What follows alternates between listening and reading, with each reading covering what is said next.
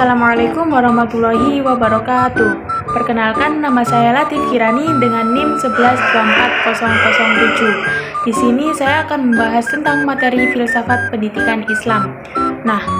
Saya akan mengambil 3 bab dari filsafat pendidikan Islam tersebut. Di antaranya yang pertama yaitu filsafat pendidikan pesantren. Ada ontologi pesantren atau pendidikan sebagai pengabdian. Pesantren bukan hanya sekedar sekolah, melainkan sebuah jalan hidup. Secara filosofis, pendidikan di sini dipandang sebagai ibadah murni atau lillah. Kehadiran seorang kiai bukan hanya sebagai pengajar, tetapi sebagai sumber keteladanan dan keberkahan. Hubungan antara santri dibangun atas landasan ta'zim atau penghormatan, di mana ilmu dianggap tidak akan bermanfaat tanpa adanya ridho dari sang guru dan kesucian niat dalam mencari ilmu. Yang kedua yaitu panca jiwa, atau bisa juga disebut pondasi karakter santri. Eksistensi pesantren berdiri atas 5 pilar filosofis yang disebut sebagai panca jiwa. Yang pertama yaitu keikhlasan dalam mendidik dan belajar tanpa pamrih materi. Yang kedua yaitu kesederhanaan, pola hidup yang wajar dan tidak konsumtif, menekankan kekuatan mental di atas fasilitas fisik. Yang ketiga yaitu berdikari atau melatih kemandirian dalam mengelola hidup dan ekonomi. Yang keempat ada ukhuwah Islamiyah. Di sini semangat persaudaraan yang melampaui batas dan kelas sosial. Yang terakhir atau yang kelima yaitu kebebasan. Bebas dalam berpikir dan menentukan jalan hidup, namun tetap dalam koridor nilai Islam. Yang ketiga yaitu epistemologi atau kitab kuning dan sanad keilmuan. Kebenaran ilmiah dalam pesantren divalidasi melalui sanad, atau bisa juga disebut silsilah keilmuan, yang menyambung hingga ke penulis kitab dan Rasulullah. Pengajaran kitab kuning menggunakan metode sorogan atau privat dan bandongan atau kolektif. Jadi bukan hanya sekedar membaca teks, melainkan membedah struktur bahasa dan kedalaman makna filosofinya. Dari sini ilmu dapat melalui riyadhah atau latihan spiritual agar akal tetap tajam dan hati tetap bersih. Yang keempat yaitu ada aksiologi atau khidmah bagi masyarakat. Tujuan akhir dari pendidikan pesantren adalah khidmah atau pengabdian. Seorang santri dididik bukan hanya untuk mengejar gelar atau jabatan, melainkan agar siap menjadi paku bumi di masyarakat, siap memimpin doa, menjadi imam, hingga menggerakkan ekonomi umat. Filosofi al-muhafadzatu ala qadimi al-sholih memastikan pesantren tetap menjadi benteng moral di tengah perubahan zaman. Bab yang kedua yaitu filosofi pendidikan tinggi Islam. Ada problem dikotomi ilmu dan solusi filosofis, yaitu pendidikan tinggi Islam atau PTKI lahir sebagai respon terhadap pemisahan antara ilmu agama dan ilmu umum yang terjadi selama berabad-abad. Secara filosofis, PTKI menolak anggapan bahwa agama hanya berurusan akhirat dan sains hanya urusan dunia.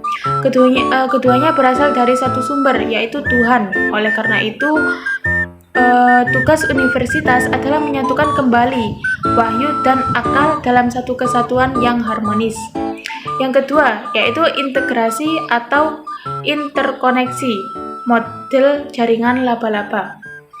Dalam perspektif Amin Abdullah, ilmu tidak boleh berdiri sendiri.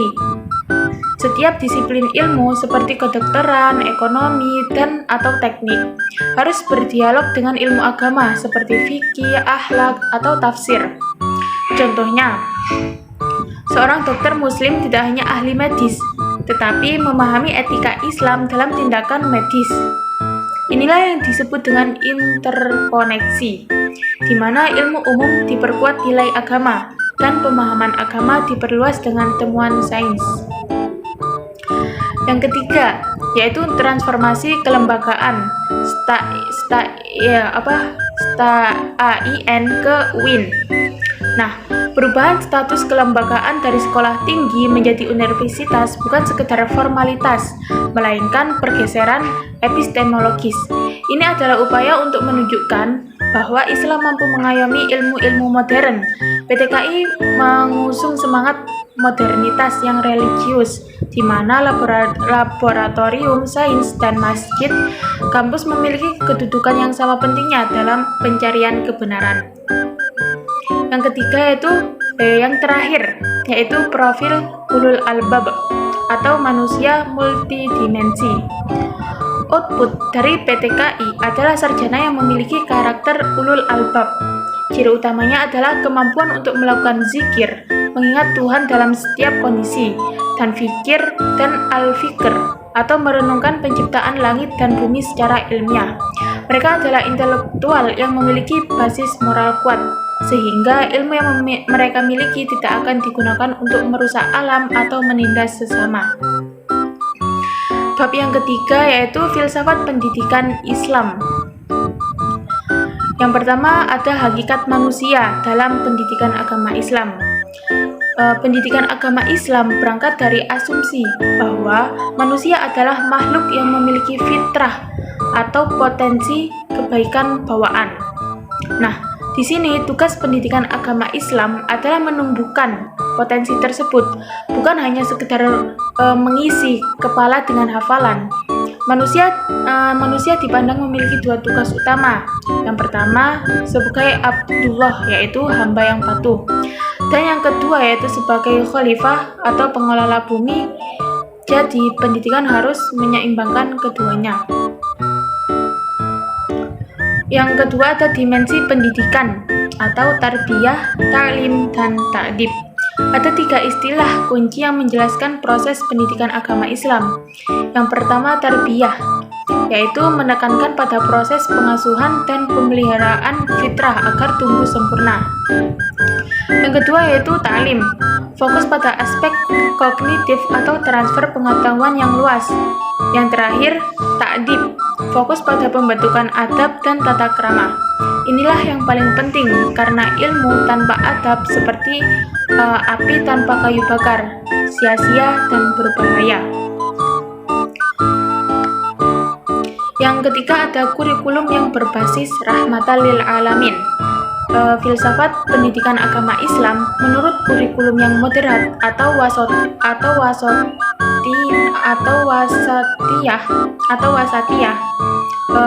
Islam tidak diajarkan sebagai agama yang eksklusif dan kaku, melainkan sebagai rahmat bagi semesta alam. Peserta didik diajarkan untuk menghargai keberagaman atau bertoleransi, namun tetap teguh pada prinsip akidah. Pendidikan agama Islam mengajarkan bahwa berbuat baik kepada manusia dan alam adalah bagian integral dari iman kepada Tuhan. Yang terakhir yaitu visi kebahagiaan dunia dan akhirat. Tujuan akhir dari pendidikan agama Islam ini bersifat transendental atau kebahagiaan di dunia, fid dunya hasanah, dan keselamatan di akhirat, fil akhirati hasanah. Sukses dalam pendidikan agama Islam bukan hanya dilihat dari nilai rapot, tetapi dari sejauh mana perilaku seseorang mencerminkan akhlak Nabi Muhammad SAW.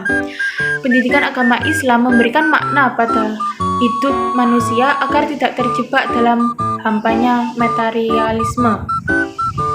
Dan di sini kesimpulan dari 3 bab yang saya jelaskan tersebut adalah filsafat pendidikan Islam dalam bentuk pesantren, pendidikan tinggi, dan PAI pada hakikatnya adalah satu kesatuan untuk membentuk insan kamil yang menyatukan kedalaman spiritual, kecerdasan intelektual, dan keluhuran adab melalui prinsip integrasi ilmu dan pengabdian, atau bisa juga disebut sebagai hikmah. Pendidikan ini menghapus Pendidikan ini menghapus batasan antara ilmu agama dan ilmu umum, guna melahirkan individu yang mandiri dan kompeten secara profesional, namun tetap berpijak pada nilai-nilai wahyu sebagai panduan etika untuk memberi manfaat bagi semesta alam rahmatan lil alamin. Sekian penjelasan dari saya. Apabila kurang lebihnya mohon maaf sebesar-besarnya. Wassalamualaikum warahmatullahi wabarakatuh.